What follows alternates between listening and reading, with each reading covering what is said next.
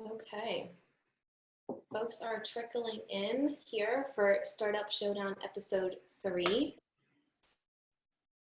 Gonna give people a second to join in here. All right. Well, thank you all for joining us today. We're gonna let folks trickle in a little bit, but I'm gonna get into some house rules and introduce these folks on screen with me.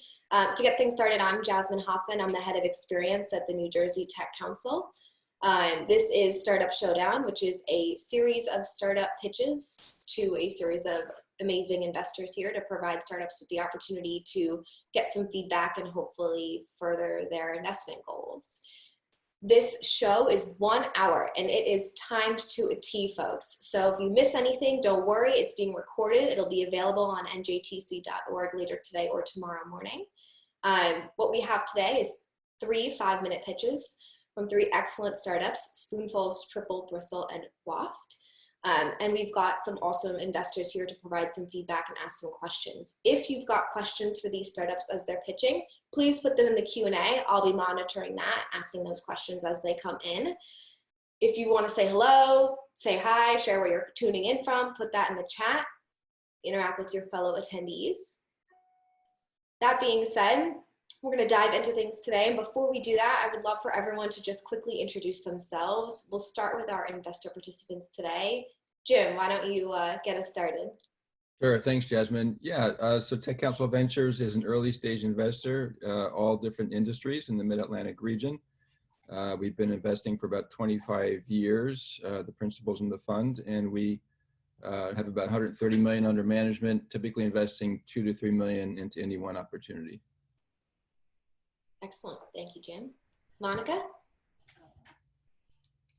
Hi. So Marketsmith is the leading provider of marketing and advertising, strategic marketing in the state, and technology driven. We're probably one of the largest women owned in the country. We host about, I think, somewhere around 5 to 8 patents around marketing technology, which we think is really important. We're really hyper-focused on visualizations of data as well as financial metrics that help understand and determine risk and reward in an optimized fashion. So we're excited to be here. Thank you for the opportunity. Thank you for joining us. And our last investor of the day, Jay. I did not mean to run that, but it just happened. Jay Bhatti, co-founder of BrandProject Capital. We focus investments in direct-to-consumer companies, and we've been doing that since 2013. So some of our brands include Freshly, Daily Harvest, which are very popular in New York City, Plet Plate, Persona Nutrition, which we sold to Nestle last year, Chef's Plate that we sold last year as well to Rocket Internet. So we really get excited by brands that are basically bypassing traditional channels and finding direct ways to engage with the consumer. Okay, excellent. Thank you for joining us. And we're going to move on to the startups who are pitching us today, who I'd love to just say hi as well. Heather, we'll start with you. Hi, I'm Heather Baird, inventor and president of Spoonfuls. Spoonfuls being the genesis of my company, and it is a patented package innovation, which I'll tell you all about during my pitch. Excellent. Thank you. Max? I'm representing TripleBristle. We're an oral healthcare brand undergoing explosive growth, and I'm super excited to tell you what it's all about. Awesome. Thank you. We're excited to have you. And last but not least, we've got Ken. Hi, I'm Kent Arterville. I'm the co-founder of Waft. I'm hunkered down here in Singapore, hence the dark background. Great to see you all. Hope you're all keeping safe. Awesome. Thank you. You probably are the person joining us today from the furthest location from New Jersey. If you're coming from farther than Singapore, please chime in the chat. And as a quick note, Exactly 12 hours. As a quick note, Heather is going to be going first. She's our first pitch of the day. Heather, if you are able to speak a little louder or just adjust your volume, it was a little bit low. If you're able to give that a try. Without further ado, we'll get started. And please, attendees, keep an eye on all these pitches. At the end, you're going to be voting on your favorite pitch of the day. So you're going to want to make sure you're paying close attention and asking any questions that you might need in the Q&A feature. So Heather, we will kick it off to you for your pitch. Okay. I just want to make sure that you can hear me okay. And I'm going to share my screen. All right. You have 5 minutes. When you see me pop back on screen, it's when it's time for the investor questions. Okay. How is the volume if I'm speaking at this level? It's good. It's good. Okay. All right. I do like to stand up. Okay. Hi, I'm Heather Baird, president and inventor of Spoonfuls, the all-in-one patented spoon cap. And what that is a cap with a built-in spoon utilized with spouted pouches for feeding and dosing. You may have seen these used for baby food. And that's how I got my aha moment, was at the grocery store with one hand on the shopping cart and the other hand feeding my very hungry baby. And needless to say, food was all over. It would work so much better at a spoon attached to it. That's how Spoonfuls literally started to take shape. Here we have a number of form factors, all with their own unique set of challenges. As we already heard, feeding directly from a spoon directly from a spout can be a messy ordeal, but it can also lead to poor eating habits. But the most serious issue stems from continuous sucking, which can lead to orthodontic issues and speech impediments. 66% of parents said that they would have reconsidered their purchase had they known of these dangers. And then when we look at a number of other packaging formats, they can often be difficult to open the caps, or the loose cap can be a choking hazard. We have expensive formats that aren't recyclable, packages that we can't get that product out of, and then also few child-safe packaging solutions. But the more serious when it comes to medicinal dispensing is confusion surrounding dosing. 40% of parents reported that they were confused by the abbreviations used for measured dosing, which led to overdoses. That's a serious mistake to make and one that can be avoided. So now that we know this, how about that spoon? Spoonfuls, the handy all-in-one package providing its very own spoon, further adding to the ergonomics and the convenience and portability of the pouch. It's easy to open and dispense with one hand. You can see the amount dispensed, so it's not so messy, and it's resealable. The spoon measures 2.5 milliliters for safe and simple dosing, and it has a number of child-resistant features added to the cap. Research is finding that it is safer to spoon feed and aids in the fundamental development of speech and oral growth in an infant. Plus, it promotes healthy eating habits by slowing down that meal. Spoonfuls is reusable and recyclable, and pouches are considered to be the most sustainable format in baby food. There is no other spoon cap on the market, and Spoonfuls is competitively priced against your generic caps and your multi-component medicinal dispensers. I also like to highlight that Spoonfuls is a safe and sterile package, and in light of the COVID crisis, consumers will be looking for safe sanitary packaging, and Spoonfuls answers that call. Packaging is the third largest industry in the world, and pouches are the most innovative and fastest growing segment in packaging, with Spoonfuls having multiple applications within this space. Spoonfuls can not only be used for baby food, but it can be used for specialized nutrition. And because of that measured spoon, it can be used for nutraceuticals and over-the-counter medicines, such as cough syrups, anti-inflammatories, and immuno-boosting supplements. Spoonfuls has limitless reach in these categories, spanning all consumer types and ages, providing opportunity for new product growth and expansion. And as we see, all these markets are thriving billion-dollar industries. Spoonfuls' go-to-market strategy is to sell both cap and compatible spout at approximately a 50% margin, working business to business, manufacturers, or 5-year period in the US spouted pouch and global baby food markets, with forecasted revenues of 70 million. Spoonfuls was issued a utility patent in 2015, and since then we filed for 3 additional patents covering new features and improvements. We recently graduated from the Plug and Play Accelerator in new materials and packaging, and through that we were afforded a great deal of exposure and garnered a high degree of interest. And now we're currently conducting conversations with CPG and suppliers and working to establish strategic launch partnerships. I'm Heather Baird. I will be leading the Spoonfuls team as president.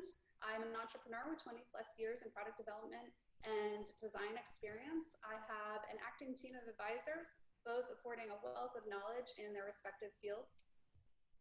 And I am an early stage, or Spoonfuls is an early stage startup, and we're actively seeking launch partners for proof of concept and market validation with a capital ask of $250,000 covering the final engineering and prototyping towards our soft launch. And I can take questions, thank you. And then I'll just put up my information, so you can take it down if you're interested.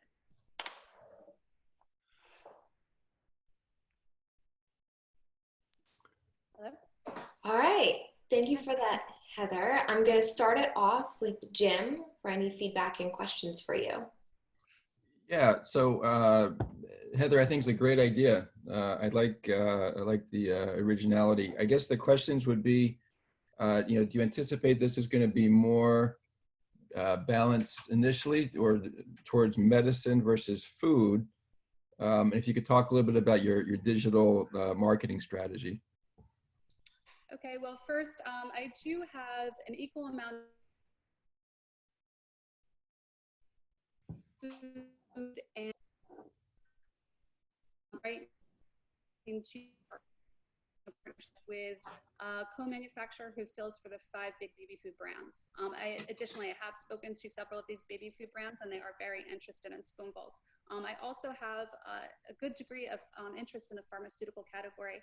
I'm working with two pharmaceutical companies. One is a consumer product-based company or healthcare company, and they're looking to apply Spoonfuls for the cough syrups. And then I also am working with a packaging supplier out of Canada, and they are interested in Spoonfuls not only for compounding pharmaceuticals, but cannabis application, as well as single or travel-sized dosing for cough syrups. And then, I'm sorry, what were you saying about the marketing? Digital? Yeah, if you could just maybe elaborate a bit more about on your strategy for digital marketing. Right now, I am working B2B. I'm really just working on developing Spoonfuls and bringing it to launch. I do have a prospective investor who would be helping me with marketing and digital media. So I'd be working with websites and promoting digitally through that as well. Does that answer your question? I'm sorry. Yeah, it sure does. Yep. Thanks so much, Heather. Sure. Thanks, Jim. Monica? Hi, congratulations on getting this far. Yes, thank you. You're welcome. I just wanted to say that I did not think that, I think you could work a little clearer on setting up the opportunity, both short-term and long-term, in terms of the actual first is identifying the true competition. Who is the enemy that this product actually faces? What does it solve for?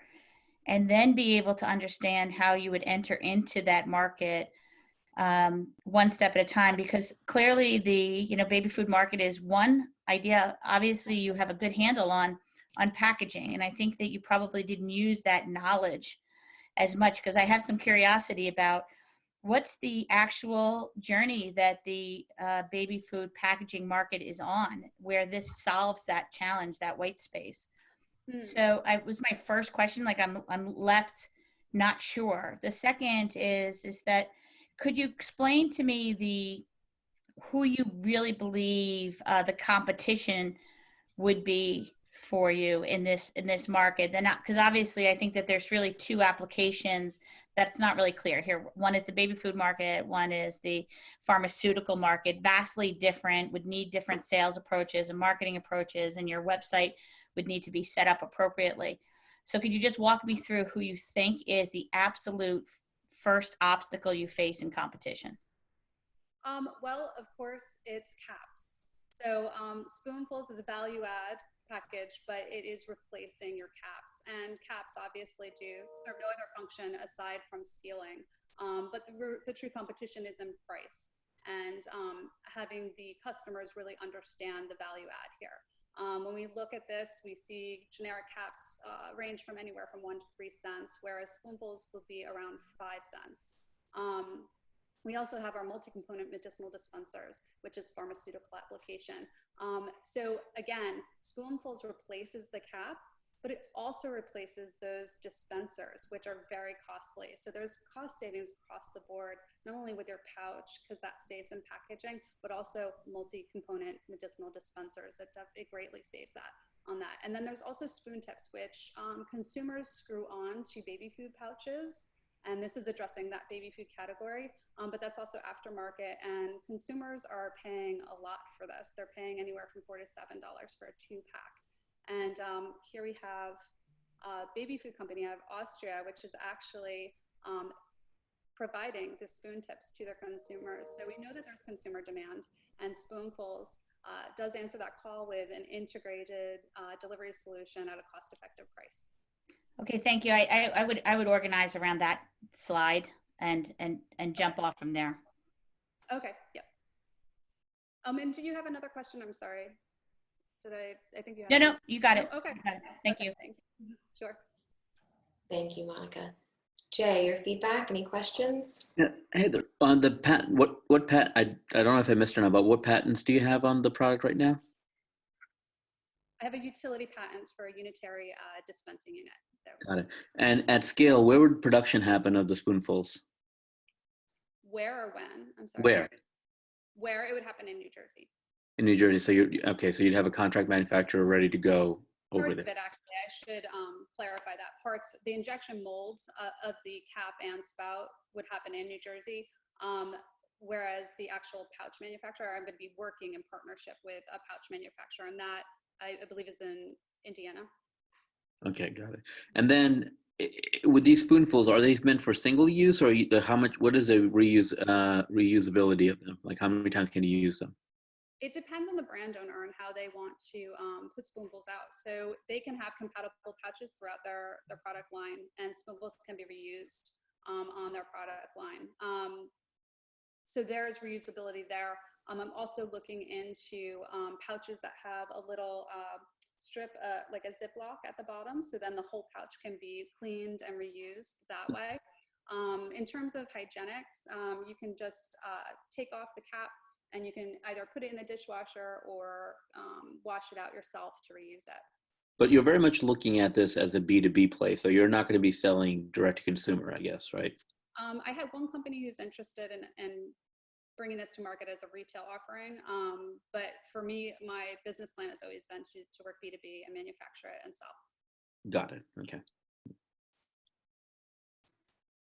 All right. Well, thank you, investors, for all of your feedback. Thank you, Heather, for the pitch.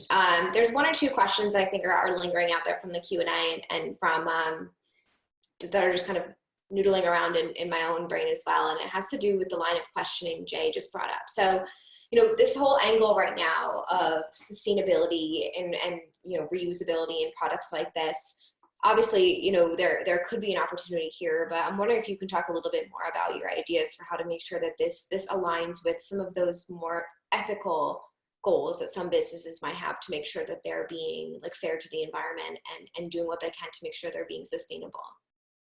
Absolutely. So for me, it's really important. Obviously, anybody in a position as mine, we have the opportunity to design with sustainability in mind. And so I have been working to design Spoonfuls to enter the circular economy and be reusable. I've come up with this whole, what I call, the Spoonfuls reusable system, in which a brand owner can adopt this and they can have compatible pouches throughout their for stage brand, say stage 1 and stage 2 baby foods with Spoonfuls on it, but stage 3 and 4 without, but the consumer would have that option to use it throughout. Additionally, pouches are a very sustainable format. They reduce the overall volume by 77%, which in turn reduces your carbon impact. So, there's a lot of great sustainable merits that Spoonfuls has, and I definitely am working hard to meet that industry initiative. Okay, excellent. And I've got a question here from Robert, who says, Heather, you mentioned a specific volume size for the spoon. How would this apply to over-the-counter pharmacy where dosing would vary not only from product to product, but also having to do with patient age and weight, other variable factors? So it's actually a very simple solution. You can have within the spoon printed milliliter increments, as well if there is a customer who wants to change the sizing, we can do that. Of course, the molds are very expensive, and that would be up to that customer and tooling that mold. But yes, so it can be dosed that way, just through incremental, amounts in the spoon. So say we start off with 2.5 milliliters because that's really where we start the dosing for infants. Okay, and would you see this, so one of the things that obviously makes this unique and is a differentiator is that it's a set dose, right? That it's 2.5 milliliters, and that's what sets you apart a little bit. Do you think if you go this route of doing the milliliter lines, that perhaps makes it less advantageous to companies that are worried about dosing problems? Like, do you think that that could potentially hinder the way that you go about this? I don't believe so. I mean, it's the same way we measure dosage right now. I think that it's very user-friendly and very simple. You get it right away. So I think that the user will understand this. Okay, excellent. And I have just one final question. So at the very beginning of your presentation, you mentioned how, especially in light of what's going on with this current pandemic, that this is a relevant solution. Can you talk a little bit more about interest that's been garnered because of what's been going on the last couple months? Well, yes. Actually, I'll go to that slide. Oh no, my computer. Oh. So Spoonfuls is a very safe and sterilely processed package. And this is very important to both foods and pharmaceuticals. We have the package itself being sterilized through gamma radiation. It also will be hermetically sealed. And then at the time of processing through an aseptic fill process, it'll be filled through the pouch, the cap, and then capped. And then the entire package will be a sanitary package. So when the consumer buys it, they're receiving a completely sanitary package. It even surrounding the top of they know and they're confident it hasn't been tampered or doesn't have any kind of issues. It also will have antimicrobial and omniphobic coatings. So it'll be a completely bacteria-free package throughout its useful life. So, and this is really important. I think that the consumer will be trending towards, a safe and, sanitary product and demanding that. I know I will. So. Okay, excellent. Thank you very much. All right. Well, Heather, we're going to bring you back on during those last 5 minutes of deliberation when we're pulling the audience. But for now, we're going to thank you again for your presentation. Thank the investors for their feedback and invite Max to come on and pitch. Thank you. Thanks so much, guys. All right, Max, it's on you. You've got 5 minutes to pitch, and then we'll be bringing it back on for investor and audience questions and feedback. Okay, everyone see my screen? Yeah. Great. TripleBristle is an oral healthcare brand undergoing exponential growth. We have the manufacturing in place. We have the team in place, the warehouse, the advertising. There's just one problem. We can sell every single unit that we can get our hands on. You can see what's going on in May. This is going to be our biggest month ever. And that's because we've discovered the secret sauce. We know how to grow and scale in a way that's all in-house and completely predictable. So we are poised for an exit. Here are some comparables. The main ones, Waterpik 2017 was bought by Church & Dwight in 2017 for $1 billion. And then Unilever bought Dollar Shave Club, which wasn't even profitable, for $1 billion as well. Here you can see the projections. This is actually before new money. So this year we're projected to hit just over 6.5 million. And one thing to really notice is the EBITDA goes up and the expenses go down. That's because we have a subscription program where the profitability soars after about 130 days because the margins on the consumables are so high. So let me explain that a little bit. We have 2 sections of the business, one that drives immediate profitability and revenue. This is incredibly important because we're using scalable paid media ads where every dollar we put in increases Amazon and TripleBristle.com revenue and profit. We then take that and we help feed the Triple Bristle Brush Club. The Triple Bristle Brush Club is the long-term value and profitability. So that's a subscription program. People who are skeptical about three-sided brushing, they get the brush for $10.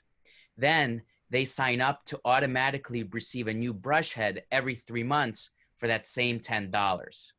After 130 days, it's like printing money because the brush head is 65 cents. So currently our CPA is amazing. It's under $13 and we have greater than 80% retention at 90 days. And this is all really a product of my partner's incredible marketing genius. This took a while to get done. This is why the product is needed. The average toothbrush misses 30% of tooth surfaces. So it makes people susceptible to gum disease and cavities. Triple Bristle allows for a better clean in 1/3 the time. It engages the gum line, sweeps away plaque, and it makes perfect brushing automatic. So just so you guys kind of get the idea, the bristles go right, you can see right into that gum line. It brushes the front, the back, the top. So it's making toothbrushing foolproof. And we know that evidence shows most people don't do a great job. And this is one way to solve that issue. We are protected by 2 US patents and a principal registered trademark. That means that the market's protected for the life of the patent. Nobody else can sell our unique 3-sided toothbrush head. These are the existing toothbrushes. Main thing to note, different budgets, families, travelers. This is something that will fit every type of buyer. And then of course the consumables that drive profitability. The one thing to see on the slide, top left, these brush heads are actually compatible with Sonicare. Sonicare has millions of handles already in the world by many consumers. So this is an easy way for a Sonicare user to start using 3-sided brushing. And it's incredibly good for us because of the profitability. Here are replacement brush head sales. You can see May is projected again to be our greatest month ever because we figured out our secret sauce of revenue from single sales as well as our brush club resales. The company is led by Brock Bourne. He was a VP of PepsiCo for South Florida division. He's built and sold 5 separate businesses, and he's doing it again with Triple Bristle, except on a massive scale because we're taking on investment and we're growing like crazy and we're reinvesting all the capital. I am also a big part of the company. I invented the original Triple Bristle. I do all quality control, all new product development. And because I'm a practicing dentist, I actually have a unique insight into the dental community that many others wouldn't. Now, we did put in around $750,000 of our own money. We did do a debt round of 622, and we're currently looking to raise 1.5 million. We don't need any operational money. This is strictly to just buy massive amounts of inventory and be able to spend massive amounts of money on ads because we have the formula and we know exactly what to do in order to grow both of those core business parts. And we're sure that with enough capital, we can grow this company like crazy towards profitability and then make it super appetizing for somebody to acquire. Thank you guys so much. I look forward to your questions. Thank you, Max. We're going to kick things off once again with Jim. Yeah, thanks, Jasmine. So listen, this is one of those categories, Max, that you kind of look back and you say, wow, why didn't somebody do that before? And frankly, it's also in an area where maybe there's not as much innovation as some other markets. I do have the advantage, as you know, that I've been impressed with your product and been watching. So I've been using the product. I guess the question is a couple of things. One is that, how do you see the novelty, right? The person that kind of uses this because it's new and they'll give it a try versus continued use. You say that you've got 80% retention in 90 days. I asked that in part because, you know, I've tried this, but then after a while I'm like, yeah, but it's just, it doesn't give to me the sense that there's that much of the clean relative to the 30% of the surface that you miss. So are you going to need to have some studies that maybe So validate? we are in the middle of doing a clinical trial, but the COVID kind of put a little bit of a pause on it. There's plenty of data, and three-sided brushing isn't new. There's plenty of data to back it up. We have people, you know, and I wanted to put some screenshots of our Facebook ads, but there are like raving fan people who, once they try it, will never, ever leave three-sided brushing. And the main reason is they go to their hygienist and they're like, and the hygienist, who usually scolds them, is like, what did you do? So, I mean, you know, kind of getting bored with the product, that could happen. And we're not saying everybody's going to love it.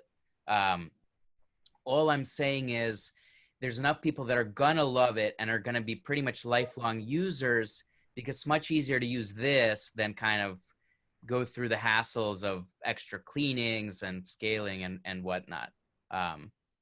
But yeah, the evidence is there. Three-sided brushing has been well studied and documented to especially clean well in the backside of the teeth, where the tongue and the palate are.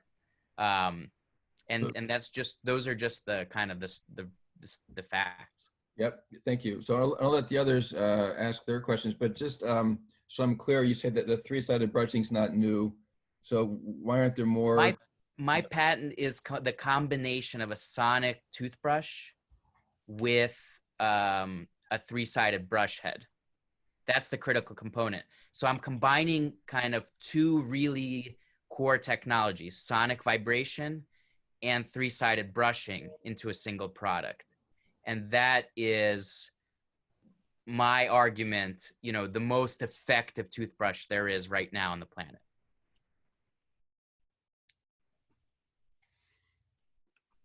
All right, sounds good. Monica?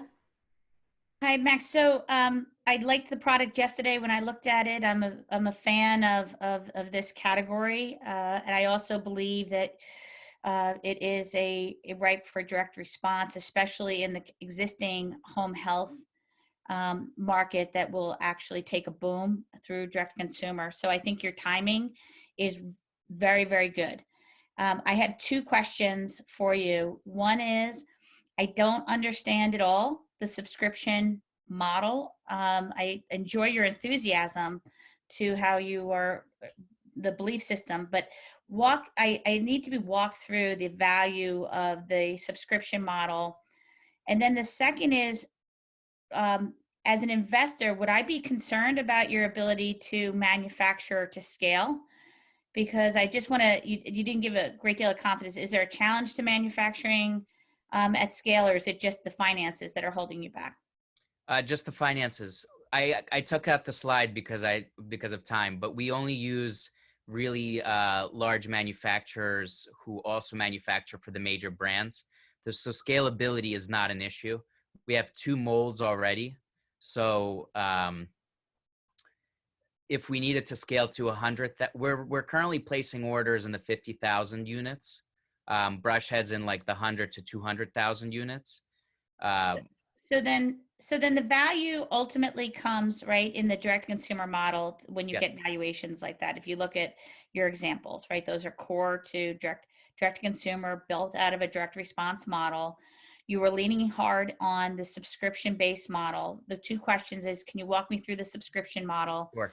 And second is, can you tell me whether or not this product stands on its own in retail, which is the next step in order for it to have value without the subscription? So the subscription model, we realize it's important because we've been running it for about 8 months, and we've seen that people stay on. So after 130 days, they pay $10. We pay a few dollars shipping. We're making $4 to $5 every time we ship that out. And there's an exponential growth. And right now we're feeding the system. So we're actually losing money on the front end. But for example, in June, we're a little bit low on inventory until it comes around, until the new ship arrives, and profitability skyrockets because we have 12,000 users right now who aren't really leaving. 10% are leaving, and they're every 3 months paying $10. So it as long as we can keep that churn low, which is one of our main focuses, it long-term profitability wise, and I'm happy to share like a really complex forecasting tool we're using to show just how dramatic that profitability is. And it ties into that graph I showed. So then on Amazon right now, So we also have retail. We are on Amazon and we are on TripleBristle.com. Okay, so you have an auto renew right now on Amazon? No, we're in the beta, but Okay. Amazon like put a stop on everything because of COVID. But my partner did do the subscription portion for that. Just haven't been approved yet. Got it. Thank you for your question. All right, Jay. Hey, Max. A couple of things. One is a little bit of a feedback. I think on your deck, it'd be great if you began with what the product is first. Usually, like, when you began the deck, like you were going right into exits and, talking about unicorn exits to companies. So that kind of, I think a lot of VCs, when they see that, will be like, okay, where is this going, right? So I think if you begin with the product, and when you got to the product, it was very interesting saying, oh, triple heads, patent, get better clean, probably save time on how much you have to do the brushing as well too. So those things I think you would want to put up in the deck first over there. I was looking at your, some of your products that you have on Amazon, and you have a really good review score over there. So people, definitely like the product. You said your CAC is $13 right now. Is that correct? Yeah. The cost per customer to get a subscription is around $13. But each purchase is like 1.4 to, depending on the day, to like 1.9 subscribers. In other words, a lot of people won't just buy one subscription; they'll buy two. But your $13, is that, what is the number on Facebook, for example? If you do Facebook marketing, just that channel, what's the CAC on that one over there? That's it. We're pretty much, it's a blend of Facebook and Instagram right now. Those are our main channels. Those are it. And our ad spend's about $1,500 a day right now. Got it. Okay. Yeah, because I know some comparables to Quip and stuff, because we looked at this before. So way higher usually. It's like 25 to 50. Yeah, so that's why like your CAC is low. So I'm trying to figure out whether it's a blended CAC that's what the number is, or no, it's just that this is why we're doing it. I think people see it on Facebook, they think it's pretty novel, and they go, $10, I'll try it. And that's the only reason. That's the reason we're pursuing it, is because at this point it's affordable to lose a little bit of money up front. Got it. Okay. And then what's the breakdown between Amazon sales and your own site? Like what percentage? Amazon is dramatically higher. Amazon's probably 80%. 80% right now. 90%.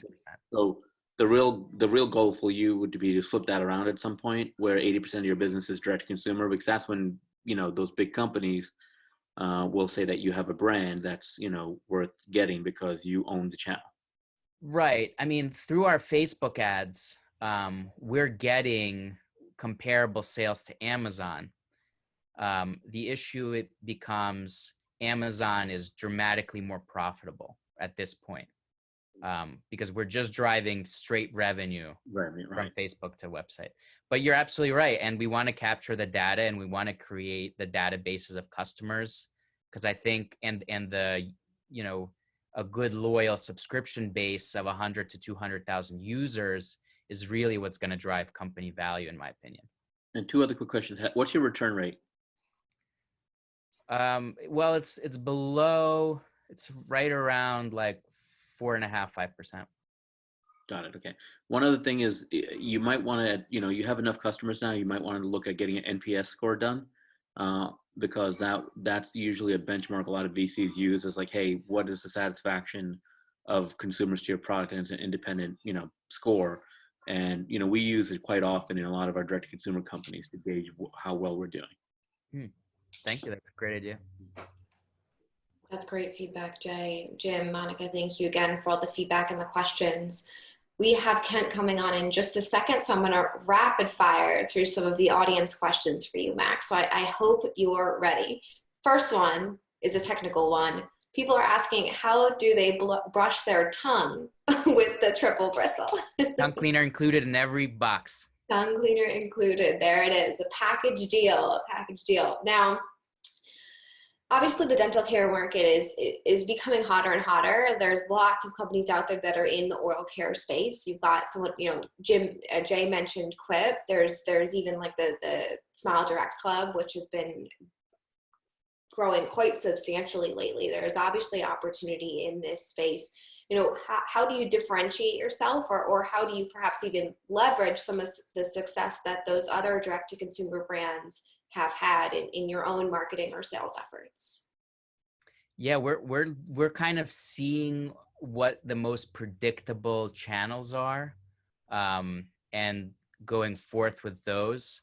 We're super focused on capital efficiency, which is why we're only online, and we're kind of studying the data every day and seeing where the data leads us. Okay, excellent. And a little bit about the brush itself. You know, is there a difference between using it without the sonic aspect? Like, is if sonic you're sensitive to packaged vibration, you can certainly, but I think that having the sonic vibration, those pulsating liquids between your teeth, the bristles going in and vibrating, I think, you know, after a few weeks, most people kind of get addicted to the really clean feeling you get. Okay, excellent. I know that you have a patent for this, but what is the real difference between the sonic care option?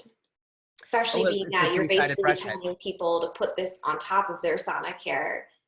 Three-sided brushing is just more predictable. I mean, it's well studied. It's once you get used to it after a few days, the benefits are, the most dramatic benefits are to your gum health, you know, and, you know, I implore everybody to go to their hygienist after using this for a few weeks and see what she says, or he. Okay, excellent. We're going to cap it off there. There was a few more questions. If we can get to them later, we will, or else maybe I'll ask you to answer them via email. We'll share them out with the community. They're a little more about the product itself. That being said, thank you. We'll bring you back on for our closing remarks, and we're going to bring Kent on right now to give us the Waft pitch. Thank you. Hello. Thank you. Just get my buttons right. Okay. All right, Ken. So you've got 5 minutes to give your pitch, then we'll hear some feedback. Okay, 1 second. So it says you cannot share a screen while the other participant is sharing. Oh, Max, can you stop sharing your screen, please? Cool. Thank you. There we go. All right, there we go.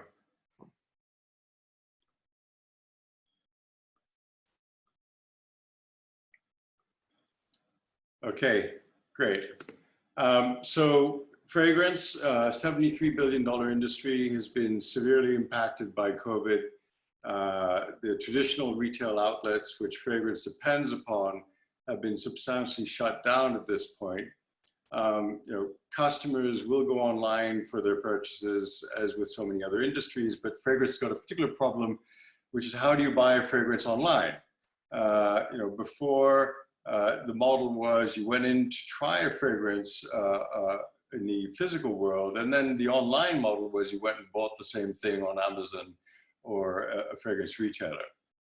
But if you take that physical world experience away, you know, you need a new model in the post-COVID world, and that is Waft. So Waft is an experience where you go in, you express preferences as to the type of fragrance that you would like. You tell us what your current go-to fragrance is, and we've categorized all of the fragrances on the market for the family type that they belong to.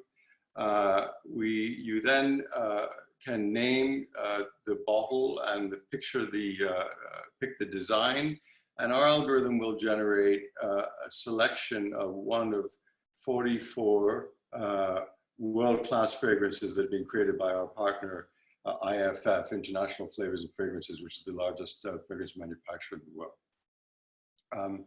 We've also reinvented fragrance gifting. If you think about how you give a fragrance right now, your choices are basically to buy what they already have, in which case you're boring, or to try something new, in which case chances are they're not going to like it. The way fragrance gifting works with Waft is you go in as the gift giver, You select a label style, you name the fragrance, and you pay for it. The recipient of the fragrance receives an SMS telling them that that you've commissioned a fragrance for them. They click on the link, they go through the journey, and they create their own prepaid fragrance on the online experience. We represent a flip of the way that the perfume industry has existed so far. So far, it's been one size fits all. We're customized. So far, it's been one curated scent. We're lots and lots of options. Typically, it's the brand as hero. Here, it's you as the hero. There's a sort of staged lifestyle quality to existing fragrance advertising. This is more towards authentic and real. One of the things that the online direct-to-consumer model allows us to do is to spend far more than existing brands to create, really high-quality natural ingredients. We spend up to 8 times more for a given fragrance on the product itself than the equivalent price brand would. We have a super efficient model. It's a different product for every customer over and over again, so they can come back and reorder and build a collection rather than simply replenishing their fragrances, is the model in the current fragrance industry. Obviously, we can deliver anywhere since we're DTC. And we can scale globally extremely easily by simply sending a small printer and some label paper and a bit of inventory, and then switching it on Facebook and Instagram and Google, and then we're live in that market. So it's highly scalable. What makes the whole thing work is this combination of an extremely low return rate. Because it's fragrance, we don't even ask you to send it back. Perfume is alcohol, it's a dangerous good. So basically, if people call us and they say, I want my money back, say, okay, we'll keep it. We get a 1% to 2% return rate, even based on their not having to do anything in particular to return it. Average customer buys 2.3 purchases in the first 8 months. Lifetime value is $180.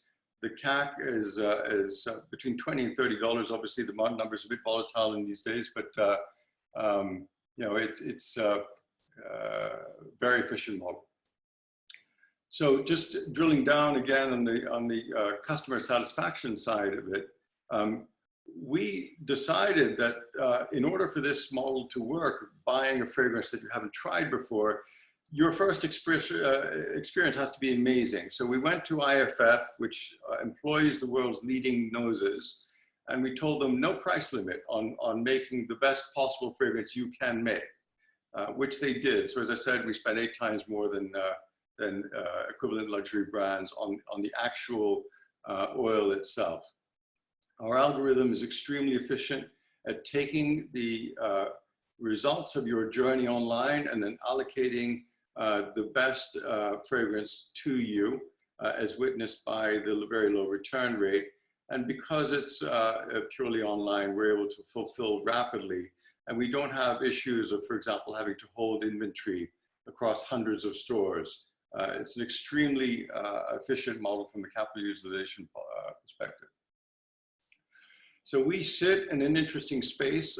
We're both highly personalized, and we have a very high quality, high percentage of quality ingredients. So we have our own sort of white space to explore now, and we want to move the needle from buying branded fragrance from retail stores to making your own custom fragrance. We have explored omni-channel strategies. We're actually live on Macy's right now. We're also live on APHIS. We're live on 1-800-Flowers. But to be honest, we haven't found that to be a really good way to go. And so we refocused on pure DTC online. And when COVID hit, that decision was very much validated. We're profitable, which is a great feeling. And so we're scaling quite rapidly, particularly since COVID. Just to give you as an example, this is April 1st to April 30th. We did 966 orders. We made about $36,000 in net operating profit from that. And then if you go to the next month, we did For half of the month, of the next month, we did 832 orders. And so we're profitable and we're growing quite rapidly. So what's driving this? Well, one of the big things post-COVID is that advertising costs are significantly lower than they were. Obviously, they will recover, but we think that's going to take some time. And so obviously that's benefited us very well in the post-COVID world. And then of course, when most of the supply channel for a $70 billion industry essentially shuts down and people go online, they have two choices. They can either price compare on Amazon and buy the cheapest fragrance, or they can go to an experience, a fragrance experience online. And in that space, we're pretty much alone. Thank you. So what also is driving this, we've been around now for 3 years. We've worked very hard. We've made a lot of the mistakes that it's possible to make. We have a very lean team, extraordinarily lean. At this point, we've given up on the concept of an office, so we all work in a distributed fashion. We have a very desirable product, and the focus on DTC is the conclusion after trying lots of other stuff. So goal for 2020 Q2 is achieving profitability. We've done that. Now what we want to do is expand very rapidly internationally by simply having very low cost distribution in UK, Europe, India, Australia, Canada. We'd like to reach 200 orders per day from about 50 to 70 now. That would give us a $10,000 per day net profit. In Q4, we'd like to do line extensions like candles, further expand internationally, get to 400 orders per day. And also we did something along the way which worked extremely well, but we were going to wait until we got a little bit more money to do it properly. And that's to launch influencer fragrance, which allows any influencer online, as opposed to celebrity, to create their own micro brand on the fly and then sell it to their followers. Ken, you're over your 5 minutes, so I'm gonna have to have you wrap it up here. Okay, that's it. That's the last slide. Just so you know, I didn't realize you were sharing slides. It wasn't showing up on the screen here, so I'm not sure if there was a mishap with your screen sharing. I'm only seeing the original Waft screen. I thought perhaps you wanted to leave this up for your entire chat, so you might want to. No. That's terrible. Look, I thought I was sharing. There we go. I've been sharing slides all along.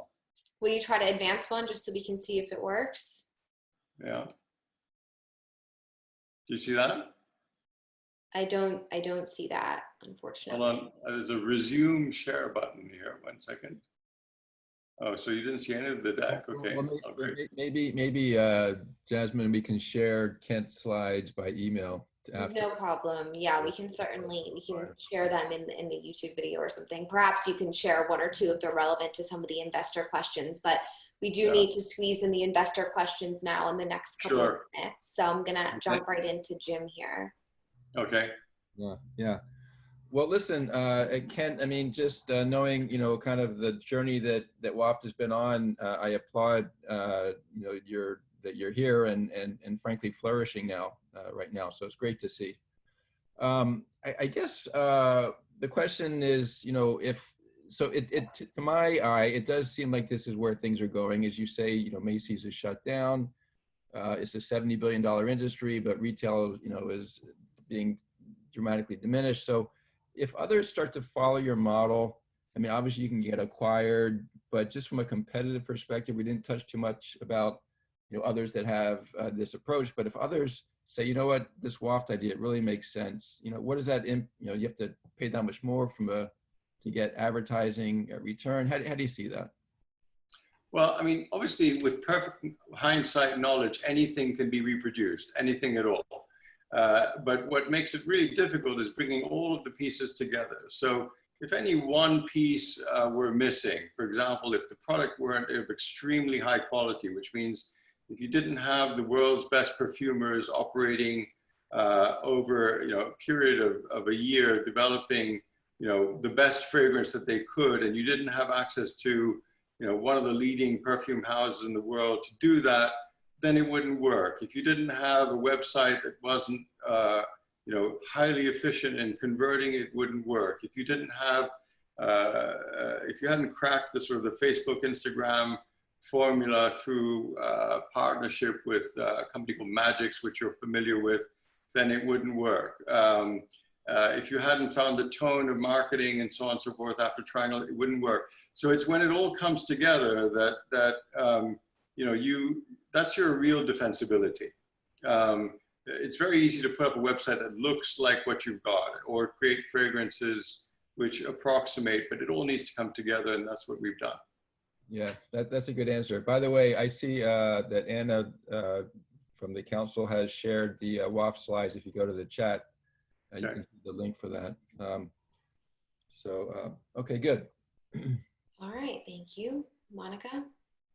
Well, congratulations, Ken, for getting to a state of profitability. I do think the model is a wonderful idea. What I didn't, obviously, because one of you weren't sharing the slides, but the challenge, and just wanted to talk a little bit about is on scale. The idea is great, but it is a very personal journey women go on for scent, and it will be a mind shift change that they'll have to take place. So therefore, your marketing and how you plan to market is going to be critically important. Mm-hmm. And it seems that, in my opinion, the stepping into the process of being focused in on how do you get them started, either in a more simplistic bundle, is missing, where they can feel confident that these are the scents that they should lean into first, so they feel a little bit more confident, is missing. So I wanted to talk a little bit and ask you a little bit about that. But I also thought experientially, the use of imagery, clearly, that's important, but it just seems to me a little backwards, where we don't, maybe the use of a live chat perfume professional, the idea that there could be potentially a free trial, or just or even how people could potentially gift this. Mm-hmm. Would need a little bit more humanity embedded, because you're taking that piece out, right? Macy's is going to go away, or the counter is going to go away. And it seems to me the opportunity is that you've built the back end, but you haven't created the hook yet. Am I right? And you just didn't get to it, or you haven't tackled that yet, or you just didn't get to it in this presentation? Well, I don't know. I guess you didn't see my slides. I didn't really drill down on. If you go to the website and go through the journey, go to waft.com, go through the journey, you get a sense of how engaging it is. I can tell you that we're now 35,000 orders in. We have a 4% conversion rate on mobile. So, it isn't speculation as to whether or not it works. It works. Getting there was the result of reconciling a number of tensions between, for example, how much do you inform people and how much do you drive them towards the sale?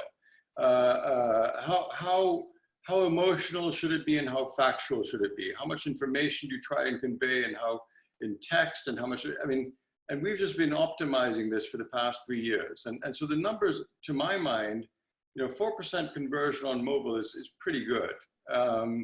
And so we just, we believe we've arrived there, and that's what's making this work. Obviously, there's a lot more we can do, but I think we've sort of broken the back of the main problem, which is how do you get people to buy when you show them ads, and that's working. Okay. Yeah. Awesome. All right, Jay, we're swinging over to you for your question. I'm also going to launch the poll to attendees to vote on their pitch so that we can wrap things up in the next minute or two. Hey, Ken. We're investors in a couple of skin companies, so we understand the space pretty well. I actually went through the flow first for myself, and then also I tried to create a gift for Jim Gunton called Unicorn, and called Carried Interest as a note. But I think there's a couple of opportunities for you to optimize the flow. So when I went through it for myself, I get, like, I'm making a fragrance for myself. You showed me who my fragrance designer is. but then you say like, what are the things you want? And I kind of said like, wait a minute, am I getting something else, or why are they asking me additional questions, right? So I think making it just more clear that, hey, you get your core fragrance and we're gonna send you 2 other fragrances on top of that that you can mix and match. Just getting that right is critical. Right. You know, we do tests, we do surveys, we do like, you know, all this entire thing all day long. So we know this one pretty well. Just making it very clear to the consumer is going to be important. And then when you're creating a gift for someone, in one of the flows, you ask for like the phone number. I didn't have Jim Gunton's phone number. I mean, I'm like, but like, why are you asking for their phone number, right? Right. So there was like no logic on like why that was needed. And that's where I dropped off, right? So when giving a gift, you want to make sure, and it could be that, hey, you want to send them a text message saying, what's your mailing address so that we could do X, Y, Z.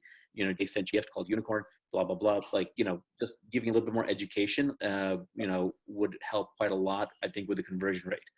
Those are my 2 points over there. One question for you is, what's your acquisition cost? You did about 900 orders last month. Just wanted to find out what the cost was to acquire them. It's about $20. And you know, it's changed a lot because actually the CPMs have been relatively volatile, but you know, $20 is about right. 20 to 25. Got it. Okay. And that, what are the main channels that you're focusing on? Facebook, Instagram. We're about to do a big push on YouTube, Gmail, and email is now about 35% of our sales. And mainly in the US, you're targeting the audience? Almost exclusively US and Singapore, but Singapore is tiny. Okay. We're about to switch on India and the UK. Got it. No, I mean, this is like a hot space over here, like being fragrances and, you know, skin serums and stuff like that. I think, you know, people are getting used to direct consumer. Customization is going to be big as well too.